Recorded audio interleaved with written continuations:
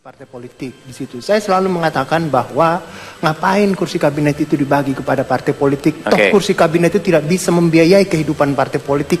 Gaji menteri itu paling 100 sampai 200 juta aja itu dia terima, dan itu tidak bisa membiayai partai politik. Tapi kenyataannya pelan-pelan asumsi-asumsi saya itu mulai kelihatan setelah berakhirnya era presiden ini, bahwa ternyata memang kursi kabinet itu menarik menjadi rebutan partai politik dengan munculnya kasus satu demi satu, dan harapan kita ke depan kasus-kasus seperti itu di kementerian pelan-pelan tidak muncul lagi ke depan. Baik. Oke, walaupun sekali lagi tetap saja komposisi kabinet adalah hak prerogatif dari presiden, gitu ya Mas Irman ya. Baik, kami akan langsung panggilkan untuk adu debat kita yang nanti akan hadir sesaat lagi usai kita saksikan tayangan berikut ini di Lawan Bicara, bukan hanya sekedar debat, tapi adu argumen yang bermartabat. Peta koalisi pendukung pasangan Capres dan Cawapres Jokowi JK dan Prabowo Hatta sudah terbentuk. Hanya Partai Demokrat yang belum memastikan akan berlabuh ke pasangan yang mana. Pasangan Jokowi JK didukung oleh 5 partai politik, yaitu PDIP sebagai poros koalisi, Nasdem, PKB, Hanura, dan terakhir memberi dukungan adalah PKPI. Sementara pasangan Prabowo Hatta didukung oleh 6 partai politik, yaitu Gerindra sebagai poros koalisi, PAN, P3, PKS, Golkar, dan PBB. Walau kedua poros mengklaim bahwa dukungan mitra koalisi tanpa syarat, namun sejumlah pengamat memperkirakan bahwa tidak ada dukungan partai politik yang tanpa timbal balik. Dan belajar dari pengalaman sebelumnya, bentuk timbal balik berupa jabatan di pemerintahan, baik sebagai Menteri Pimpinan Kelembagaan atau Dirut atau Komisaris BUMN. Belajar dari Pilpres tahun 2009, Partai Demokrat yang menjadi poros koalisi yang didukung PAN, P3, PKS, dan Golkar, sebagai imbalan dukungan parpol, kabinet yang dibentuk pemerintahan SBY Budiono, 33 kursi menteri, 17 kursi diisi oleh politisi. PAN mendapat 2 jatah menteri, PKS 3 menteri, PKB 2 menteri, dan Golkar 3 jatah menteri. Memang terlalu dini untuk membicarakan kabinet yang terbentuk nantinya, walau daftar kabinet versi kedua pasangan yang belum bisa dipertanggungjawabkan kebenarannya sudah beredar di dunia maya. Namun rasanya publik perlu tahu sebelum menentukan pilihan di Pilpres nanti, seperti apa susunan pemerintahan pasangan Capres dan Cawapres yang akan bertarung dalam Pilpres tahun ini, sehingga publik bisa menilai dan menguji kapasitas pemerintahan nantinya.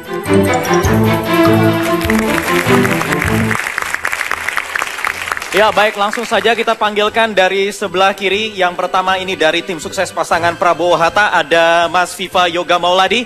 Selamat malam, selamat datang, dan juga ada Bang Ahmad Yani. Silakan. Baik, dan juga langsung kami panggilkan. Terima kasih, selamat malam. Dan dari tim sukses pasangan Jokowi JK, selamat malam Mbak Rike Diah Pitaloka dan juga Mas Arief Wibowo. Ya, Bapak-bapak dan satu Ibu, kita langsung mulai saja untuk langsung dipaparkan. Karena ini juga belum ada nomor urut, nanti baru 1 Juni. Ini saya acak aja kali ya, karena yang dipanggil tadi sebelah kiri dulu. Sebelah kiri silakan memaparkan kira-kira gambaran atau susunan komposisi kabinet atau bagaimana nanti sistem pemerintahan yang akan dibangun jika seandainya pasangan yang diusung terpilih menjadi presiden dan wakil presiden. Untuk kabinet prinsipnya satu, akan membentuk zakon kabinet, yaitu kabinet ahli.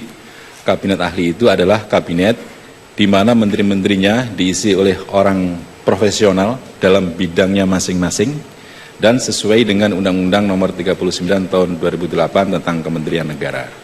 Jadi, kabinet yang ahli itu adalah kabinet yang diisi oleh putra-putri terbaik bangsa yang dia bisa bagian dari partai politik atau dia merupakan bagian di luar partai politik.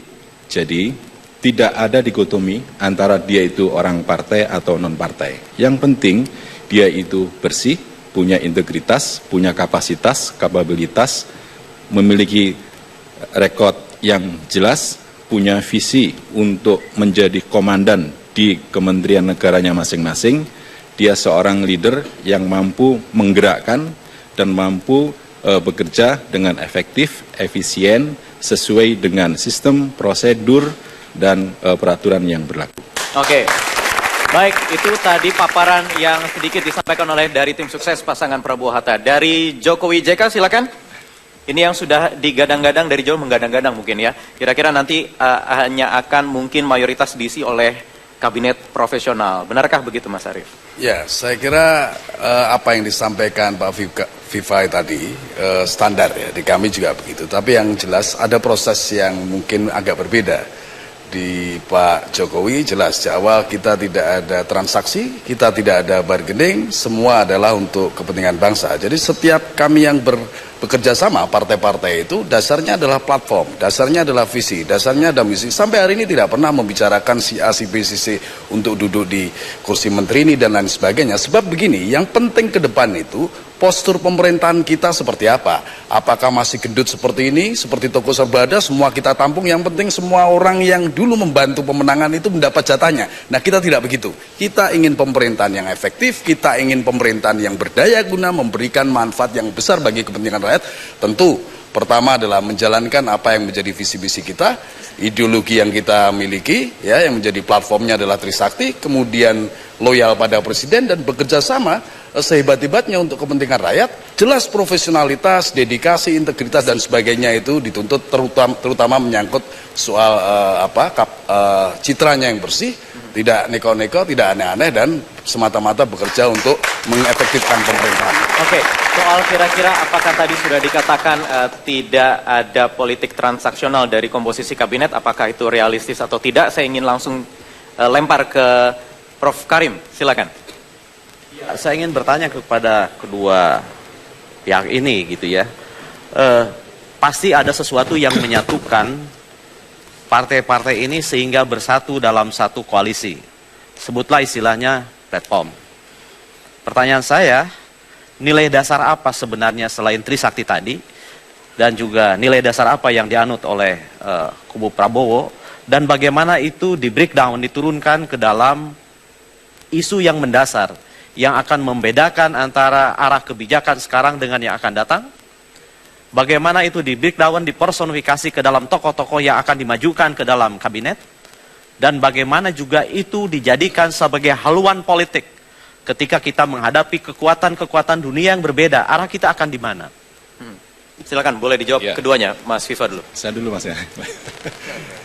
Jadi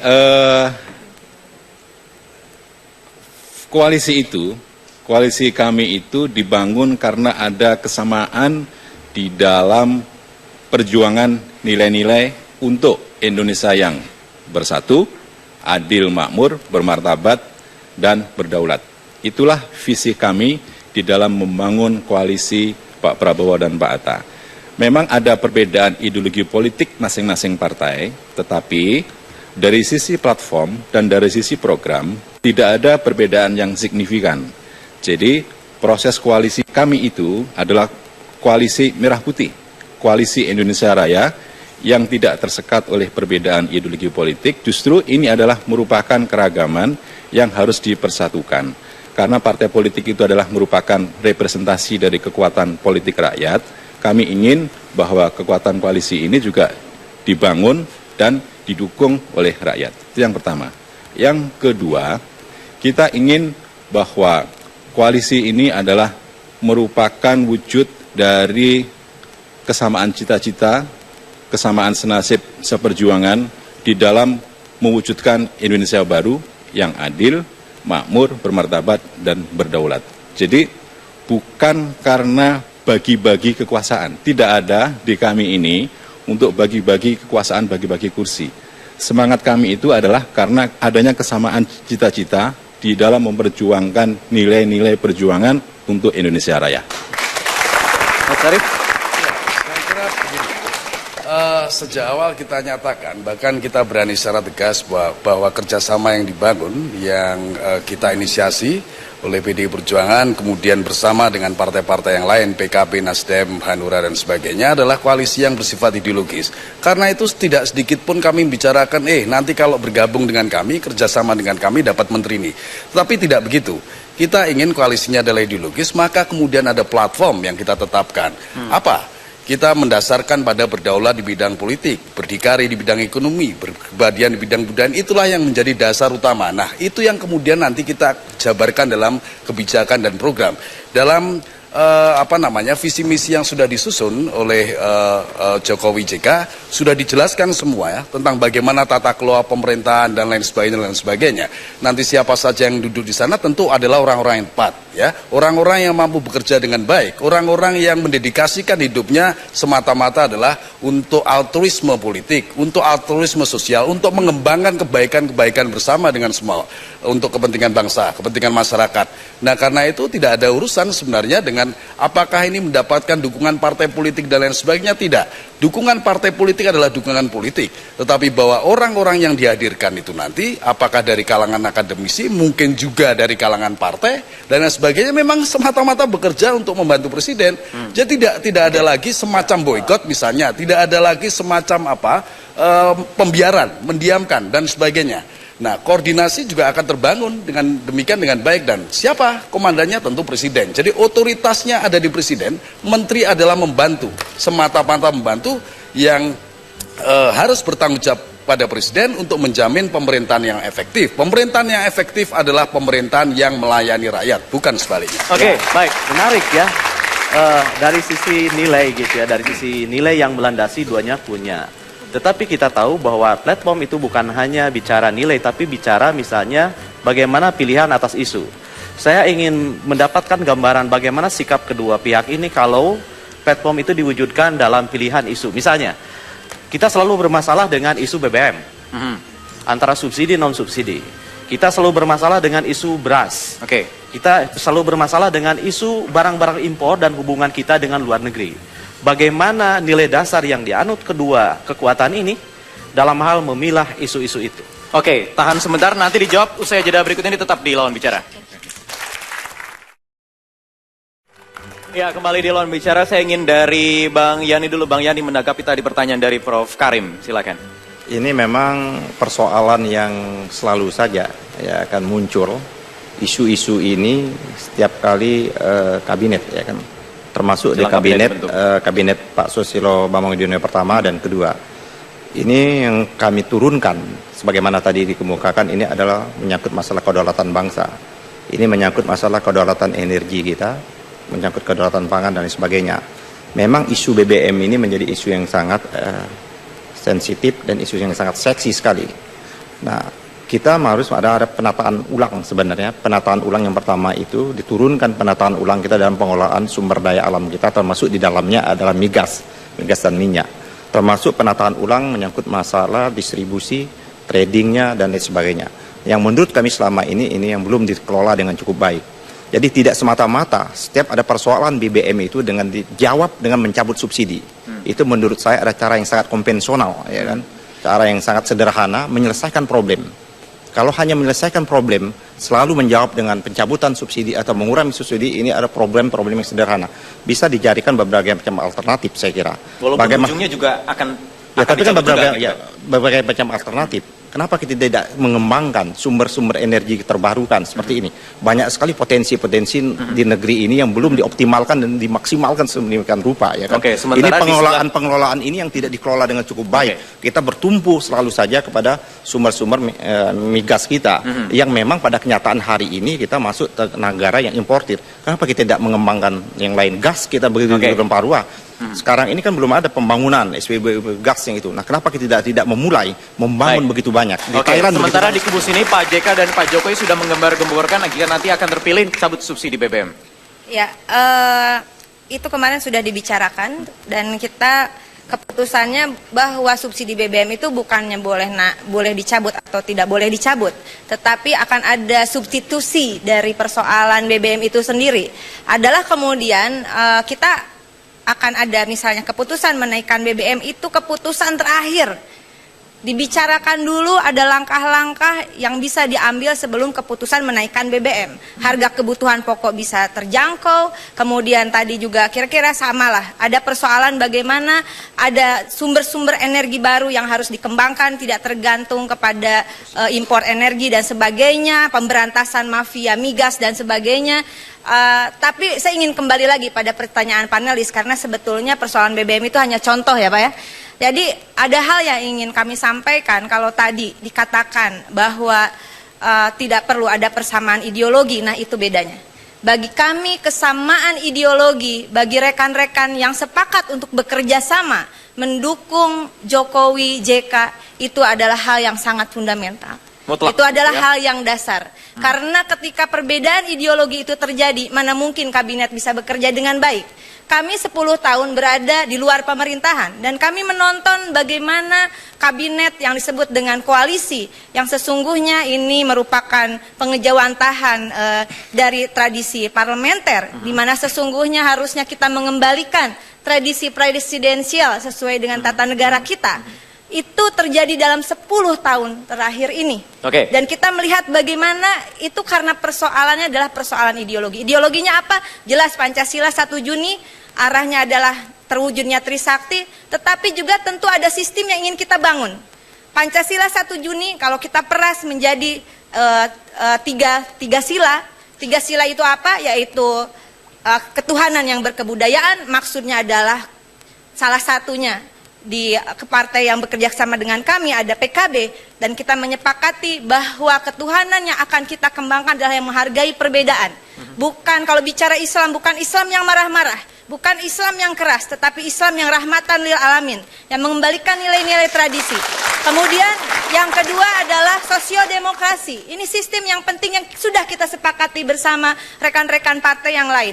Di mana sosiodemokrasi ini juga melibatkan rakyat pada tanggal 9 Juli nanti adalah dari rakyat dan oleh rakyat. Kapan untuk rakyatnya? Ini kesepakatannya. Kesepakatannya 5 tahun itulah untuk ideologi rakyat. Begitu penting, Mas Viva. Bukankah itu juga yang nanti seharusnya diakomodir dari koalisi gemuk yang nanti akan terbangun dari pasangan Prabowo Hatta? Partai politik itu didirikan oleh ideologi politik, ya kan? Maksud saya, koalisi partai itu adalah keberagaman dari ideologi politik partai. Kalau ideologi negara jelas Pancasila. Yang tadi yang saya kemukakan itu adalah kenapa kita tidak membatasi hanya pada persamaan ideologi politik saja.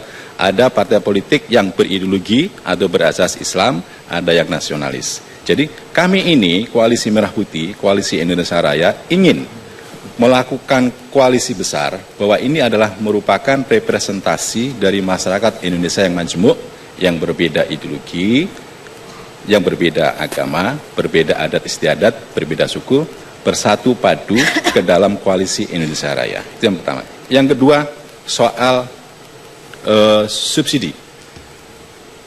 Kami dalam visi misi Pak Prabowo dan Pak Hatta menyatakan bahwa merupakan tugas dan kewajiban dari pemerintah, yaitu lembaga yang diberi hak untuk mengelola negara, memberikan subsidi kepada rakyat. Apakah itu dalam bentuk subsidi BBM, subsidi pupuk, subsidi benih, dan lain-lainnya. Artinya merupakan tanggung jawab dari negara, dari pemerintah untuk memberikan subsidi asal dengan syarat efisien, efektif, terarah, tepat waktu, tepat guna, dan tepat sasaran. Baik, baik. Itu nanti semua akan dibuktikan jika salah satu sudah terpilih. Saya ingin ke panelis, Mas Irman, silakan. Ya. Kembali, kalau saya kembalikan kepada isunya tentang kabinet, dari dua pasangan calon dari timnya masing-masing, nampaknya saya tidak menemukan perbedaan yang cukup diametral yang membuat saya sebagai warga negara harus memilih salah satunya di antara mereka. Saya sebagai warga negara itu justru bingung untuk memilih siapa. Jadi saya sebagai warga negara melihat kedua program pasangan calon presiden ini, saya mungkin masuk dalam bilik suara nanti saya tutup mata saja, yang mana yang kena di situ. Karena semuanya bagus bagi saya sebagai warga negara di situ. Dan kepentingan kita warga negara dalam hubungannya dengan negara itu tidak penting itu ideologi politik di antara kalian. Ya, yang penting kalian membentuk pemerintahan yang bisa memenuhi kebutuhan saya 24 jam sehari. Anda hadir 24 jam sehari dalam kebutuhan saya sebagai representasi negara di situ. Anda jangan susah sekali saya temui di situ. Itu kebutuhan kita sebagai warga negara di situ.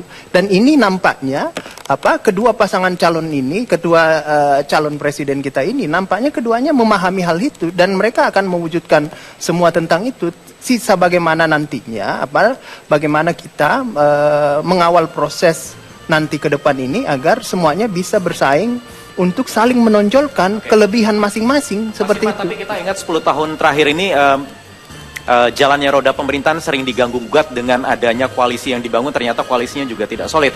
Artinya ada juga koalisi yang sedikit melenceng bahkan melawan arus kebijakan yang sudah ditetapkan oleh pemerintah. Makanya dari dulu selalu saya ingatkan bahwa yang namanya koalisi itu adalah istilah politik, ya, istilah domain politik, dan domain politik itu domain perdebatan seperti ini.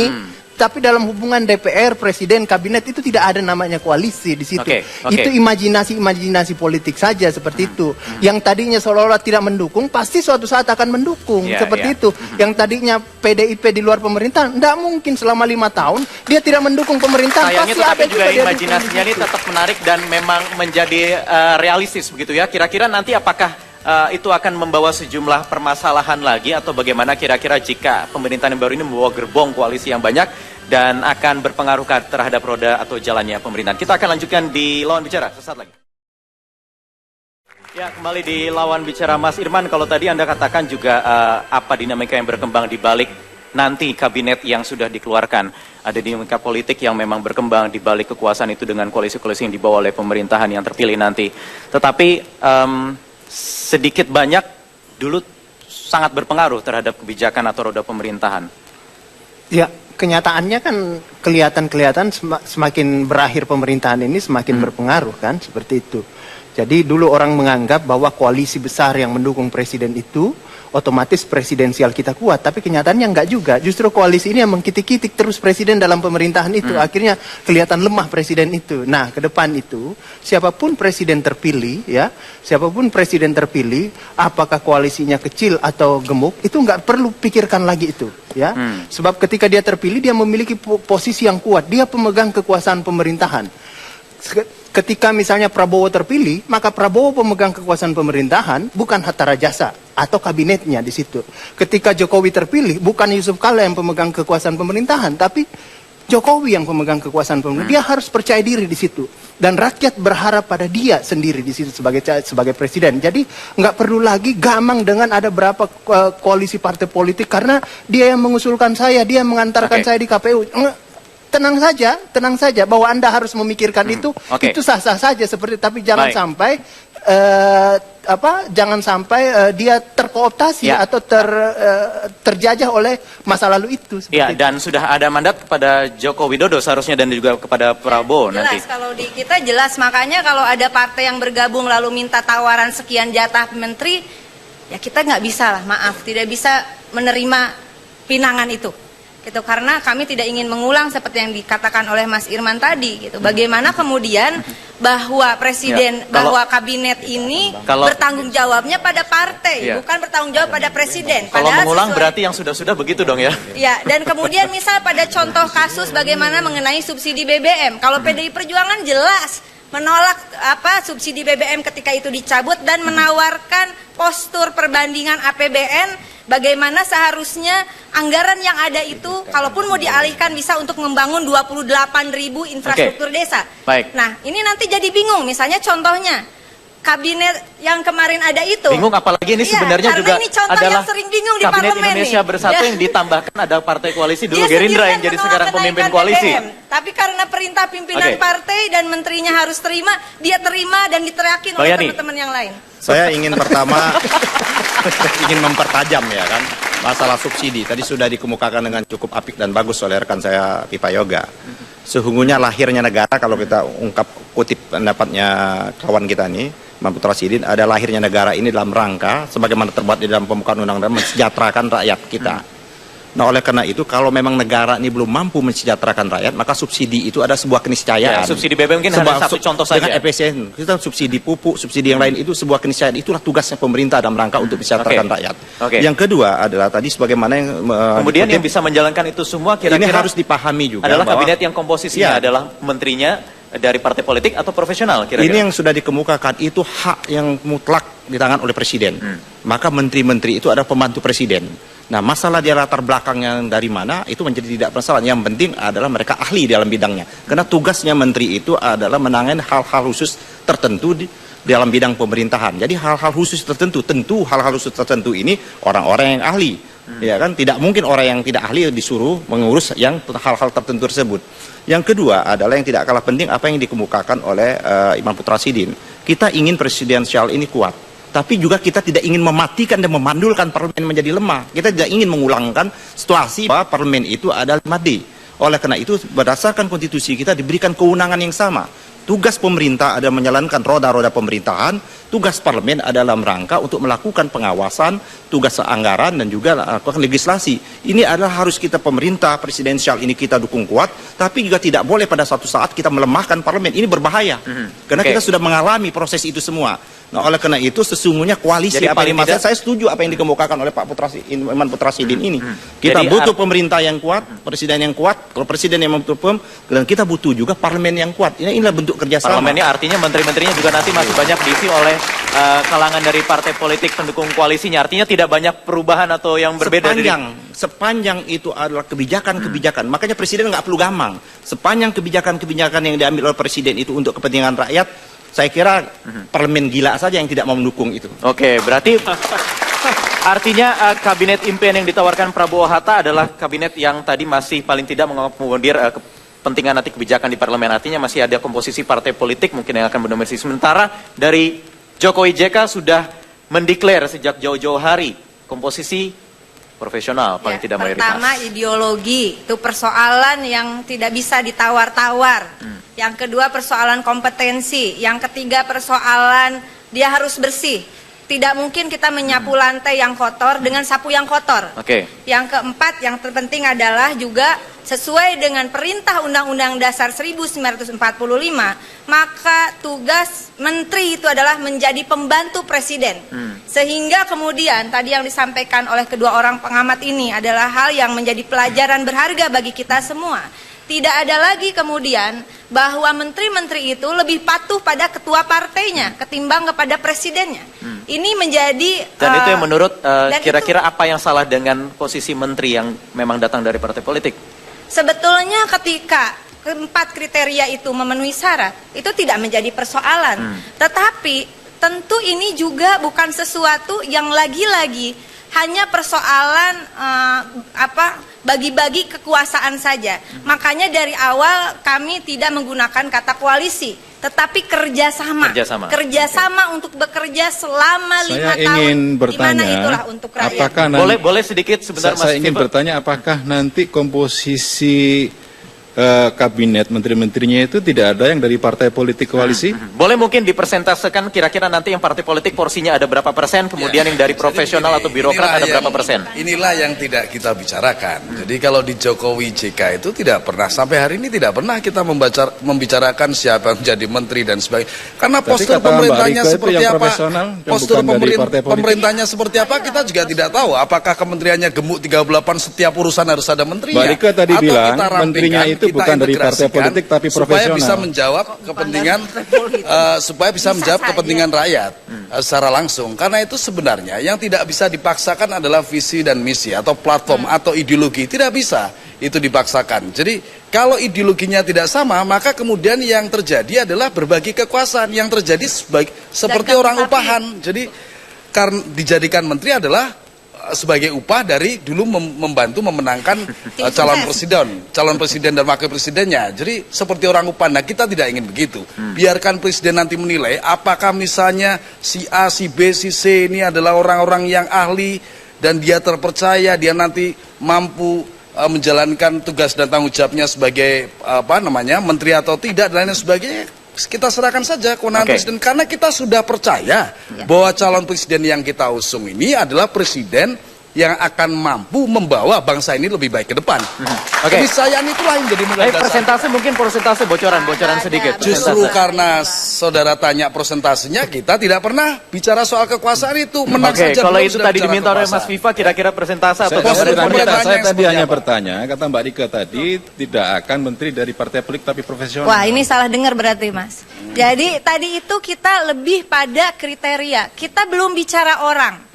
Ini persoalan ideologi, kompetensi, kemudian harus bersih, kemudian menjalankan perintah undang-undang dasar, di mana kekuatan itu seperti Mas Imam katakan tadi, itu ada pada tangan presiden bukan pada tangan ketua partainya.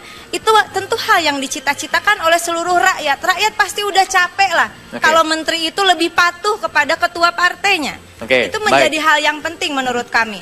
Mengenai orangnya siapa, apakah dari partai atau tidak, ya kita sama-sama tahu itu urusan presiden. Emangnya Mas Viva tahu? Kan dia nggak tahu. Persentase boleh mungkin dikatakan kira-kira soal komposisi itu juga berapa? Bisa dari partai politik, bisa juga dari non partisan, ya kan? Itu posisinya seperti itu, standing posisinya seperti itu.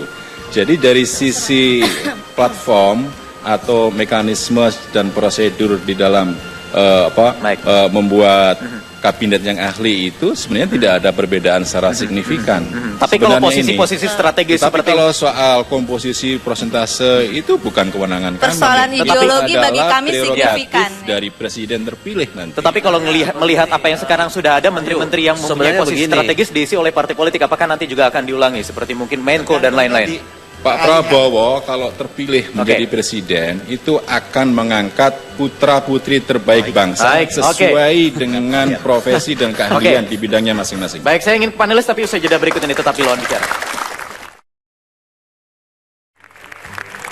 Ya, sebelum kita lanjutkan Lawan Bicara, saya ingin mengundang Anda pemirsa Metro TV di rumah untuk mengirimkan pertanyaan bagi para dua calon presiden kita yang nanti Anda juga bisa kirimkan pertanyaan melalui email ke tanyakandidat@metrotvnews.com dan juga melalui Twitter juga bisa @metro_tv. Anda hashtag tanya kandidat dan ini nanti akan kami berikan kepada para bakal calon presiden yang akan kami undang di program Tanya Kandidat di Metro TV tentunya sebelum Pilpres berlangsung pastinya. Kita akan lanjutkan di Lawan Bicara, sudah di segmen terakhir. Saya ingin kembali ke sini dulu sebelum saya ingin ke panelis. Mas Viva dan juga Bang Yadi, ada kira-kira seminggu kemarin sebelum pendaftaran bakal calon presiden dan bakal calon wakil presiden ke Komisi Pemilihan Umum ada selentingan isu kabar tawaran posisi menteri utama. Bisa diklarifikasi mungkin, karena ini juga nanti akan dikomentari oleh panelis. Ada Mas Irman Putrasidin. Sesungguhnya apa yang dikemukakan itu dalam konteks nomenklatur. Kan kita tidak boleh keluar dengan undang-undang. Kalau kita lihat dalam pengertian itu dalam pengertian tugas dan koordinasi. Itu kalau kita rujuk dalam pasal 4 ayat 2 huruf C adalah urusan pemerintahan dalam rangka penajaman, koordinasi dan sinkronisasi program pemerintah. Nah, itulah kalau di dalam nomenklatur sekarang itu disebut dengan Menko.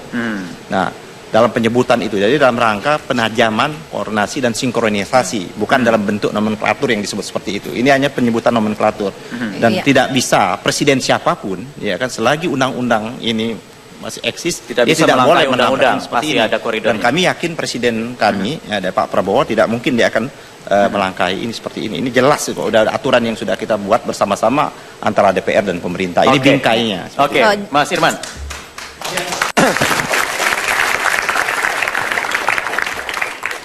Jadi kalau berbicara tentang menteri utama dalam sebagai bagian dari bayangannya publik bahwa menteri utama itu bagian dari kolektif kolegial presidensial dalam menjalankan kekuasaan pemerintahnya, tentunya itu haram.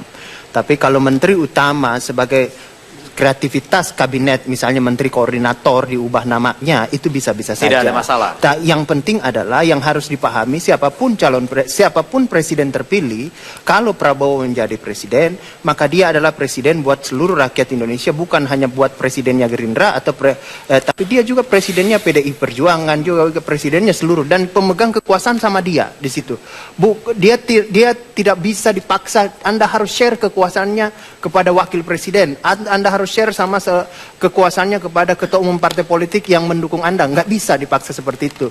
Begitu pula kalau misalnya Presiden Jokowi yang naik di situ, dia pun akan menjadi presiden. Dia tidak boleh dipaksa. Anda harus share kekuasaannya kepada Yusuf Kala, wakil presidennya, atau Anda harus share kekuasaan Anda kepada ketua partai Anda karena Anda petugas partai. Tidak bisa juga seperti itu.